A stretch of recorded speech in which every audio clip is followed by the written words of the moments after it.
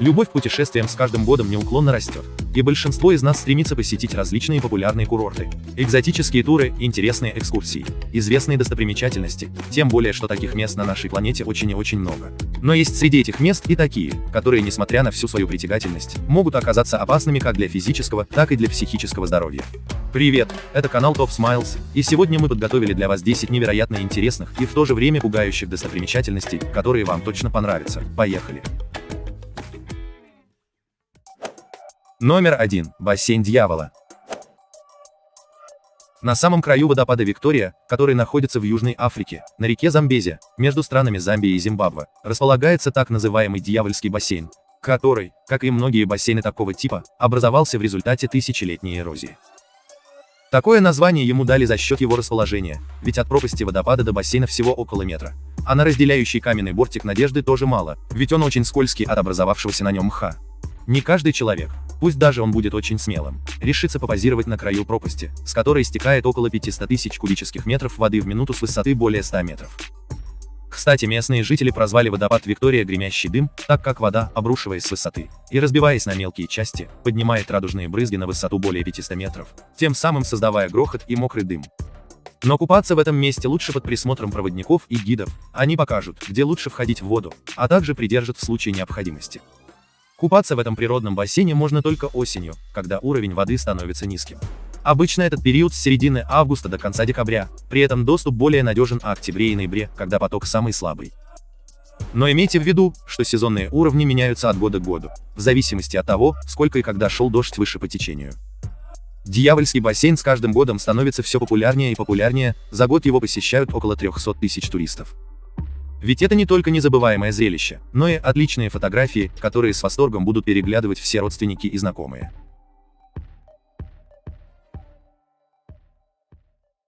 Катакомбы Парижа.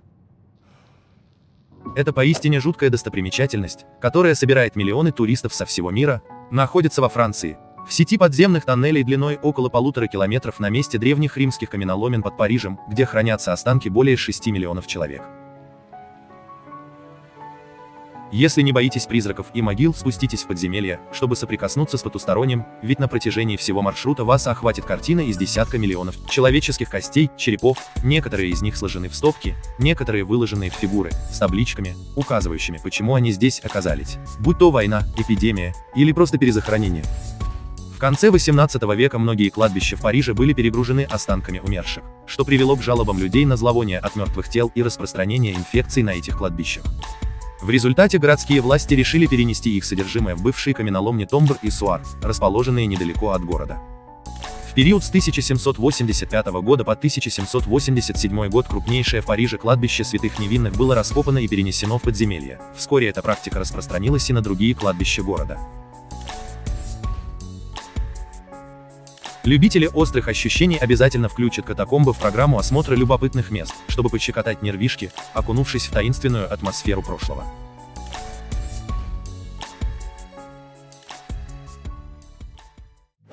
Врата ада или сияние каракумов.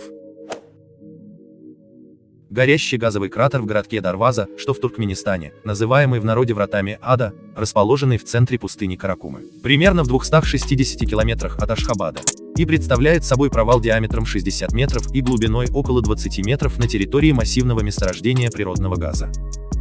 Он является туркменской достопримечательностью, привлекающей внимание ученых и туристов.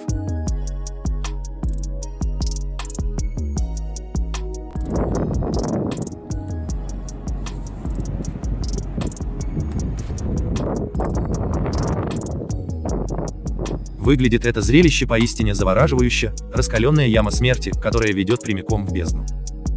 В 1971 году советские геологи обнаружили в этой местности скопление природного газа и, пробурив скважину, вызвали обвал, в результате которого верхние слои почвы просто обвалились в подземную пещеру, открыв большую дыру, наполненную газом. Чтобы избежать отравления людей и скота, геологи решили поджечь его, полагая, что со временем огонь утихнет, но вырывающийся газ продолжает гореть вот уже более 50 лет. В 2018 году кратер получил официальное название «Сияние Каракумов», и к нему организовываются экскурсии, которые особенно популярны в темное время суток. Тропа Хайку или лестница в небеса. Это один из самых красивых и экстремальных туристических маршрутов на Гавайях, который проходит по горной местности на острове Оаху. Изначально этот подъем не был предусмотрен для туристов и построенный в 1942 году для нужд военных. По нему командиры добирались до расположенных на вершине холма антенн, передавая сигналы лодкам военно-морских сил США, вплоть до Токийского залива у берегов Японии.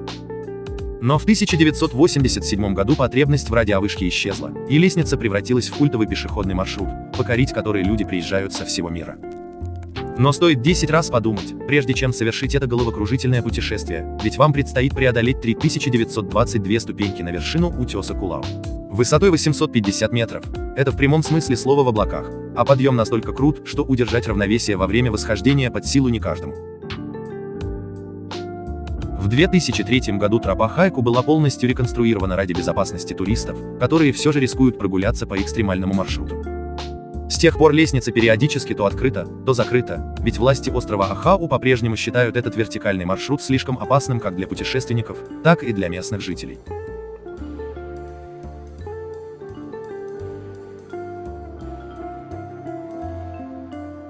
Шаг в пустоту. Так называется захватывающее приключение во французском Шамоне, региона Рона-Альпы, который колоссально поднимет ваш уровень адреналина в крови и вызовет потребность в смене нижнего белья. Данный аттракцион находится на вершине горы Игюи-Дю-Миди, на высоте 3842 метра, напротив массива Монблан, самой высокой точки Европы.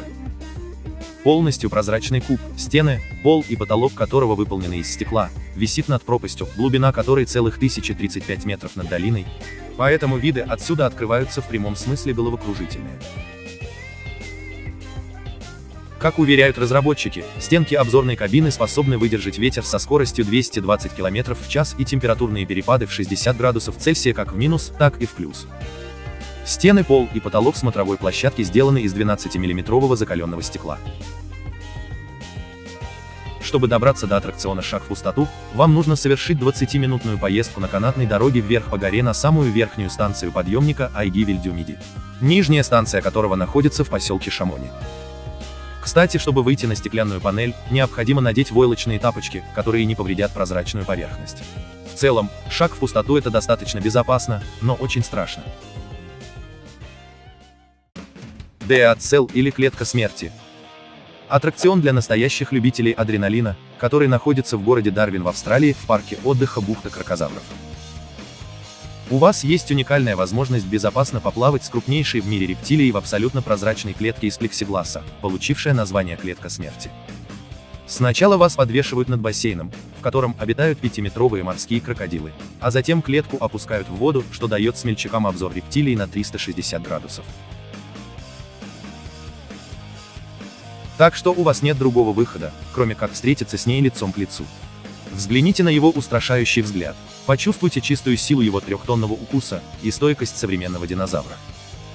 Сеанс «Клетка смерти» длится 15 минут. В принципе, за это время у вас уже успеет сердце уйти в пятки, причем раз 10. На месте также находятся фотографы, как в вольере, так и за его пределами, чтобы запечатлеть это памятное событие для каждого его участника. Аттракцион подходит для 2 человек, поэтому вам не придется переживать столкновение с рептилией в одиночку. Достаточно ли вы храбры, чтобы встретиться с клеткой смерти? Остров кукол. А это загадочное и поистине жуткое место расположено примерно в 18 километрах к югу от центра Мехико в Мексике, в самом центре ничем не примечательного города Сочемилько. Для тех, кто ни разу не слышал об этом месте, ожидание увидеть красивый и милый мир игрушек разбивается в пух и прах. На самом деле остров переполнен грязными, уродливыми и искалеченными куклами, изношенные непогодой, с недостающими частями тела, без рук и без глаз, они составляют целые композиции. Какие-то из них прикручены к стволам деревьев, а какие-то свисают на веревках, с вывернутыми назад головами. Почерневшие, грязные и мятые лица этих кукол смотрят на туристов пустыми глазницами. Зрелище, надо сказать, не для слабонервных.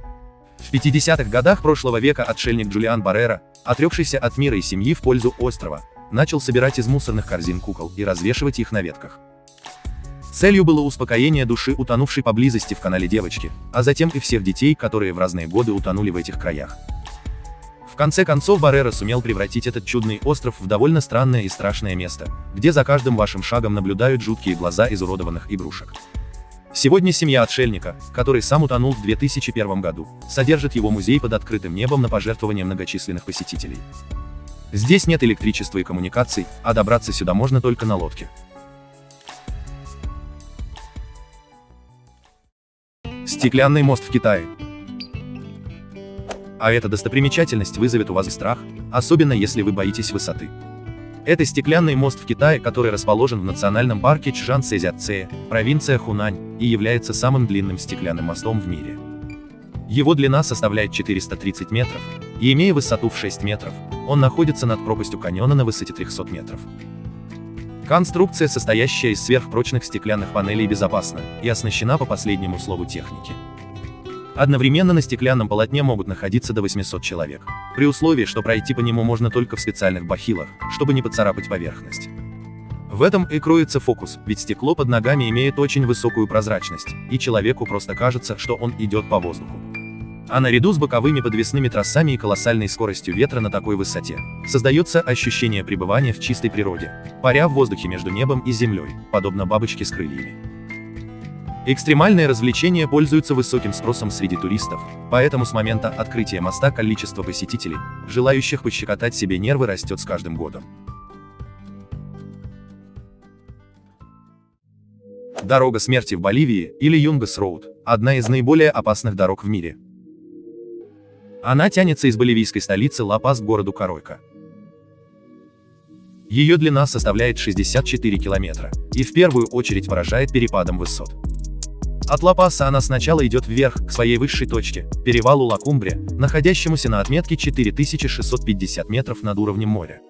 А затем спускается вниз в долину, где высота над уровнем моря не превышает 1200 метров. Юганс-Роуд была построена в 1932 году во время войны между Боливией и Парагваем, и печальную славу приобрела из-за множества аварий, жертвами которых стали водители с пассажирами и велосипедисты. Официальная статистика не ведется, но местные люди говорят, что каждый год гибнет более 100 человек. Причинами столь высокой смертности являются крутые повороты, узкое дорожное полотно, невнимательность водителей и отвесная скала, которая тянется по всей длине дороги.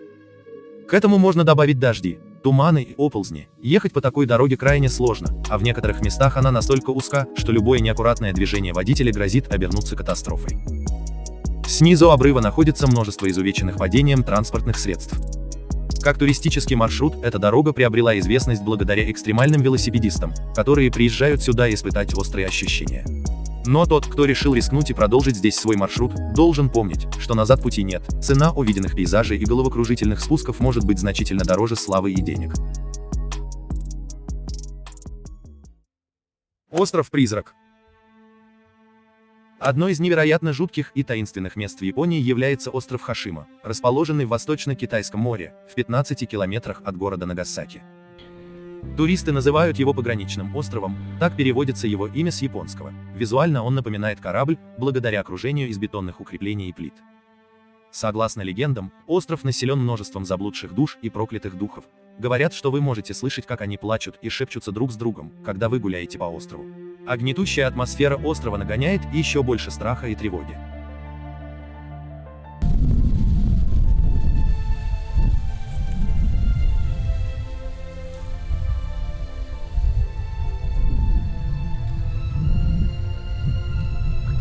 До начала 19 века это была часть скалы, на ней гнездились птицы, отдыхали и рыбачили люди.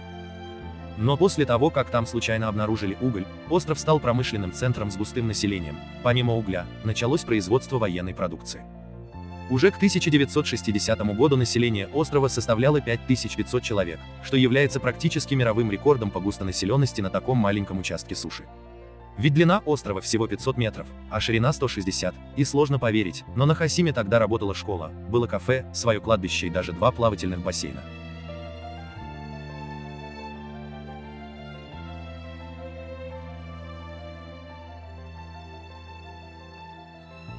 Катастрофа началась в 70-е годы, запасы угля иссякали, со временем люди были вынуждены покинуть территорию, и так возник мертвый остров Хосима в Японии. Уже приближаясь на лодке к острову, видно аварийное состояние зданий. Они выглядят опустошенными и жуткими. Разбитые окна, пустые классы в школе, старые игрушки позволяют представить, что здесь когда-то жили люди.